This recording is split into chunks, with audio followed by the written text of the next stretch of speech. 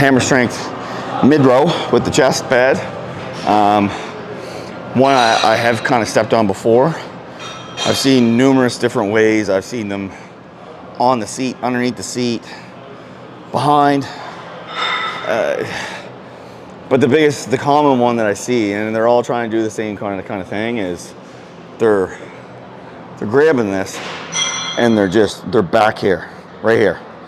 So if you think, the easy way to think about all this is gravity is pulling everything in a downward motion.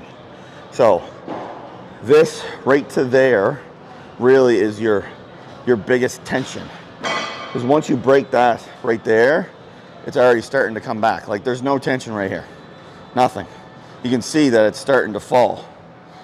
So if I'm back here like that, I'm already past that major tension point. So I'm finishing where it's here. So even if I'm sitting upright, I'm still finishing and there's no tension. So if I want the complete tension, and if you had longer limbs, you're a really tall individual, put your forearm here up against your pad. That gives you another 3 to 4 inches. And then you're still staying in that tension period. You still gotta round your shoulder. You still gotta put that shoulder out there, get that full stretch. You know, drive that elbow back.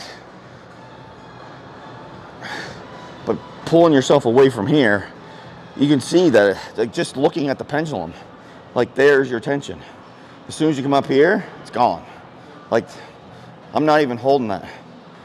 Like it doesn't make any sense, but like I said, people just want to put weight on and do their thing.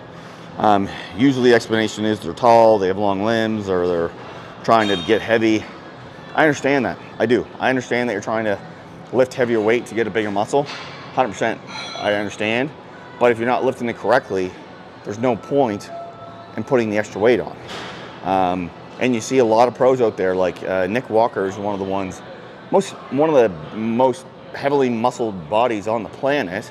And he's open in saying that a lot of his movements, he's basically rewinded his form to being a beginner and dropping a lot of his weight so he can feel it more. Back being some of those movements, chest being some of those movements. And now he's getting a lot more growth out of the movements because he's doing it in a fashion that activates the muscle more so. So that's where it kind of gets misconstrued. Everyone wants to put weight on, and make it heavier. But your form, like there's always that teeter-totter. Your form is going to suffer if you try to go too heavy. So this is prime example. People are putting way too much weight on, doing this whole lean back thing, and they're not doing anything to help with the muscle growth. So just bring yourself in nice and close, put your bum back, and there you go.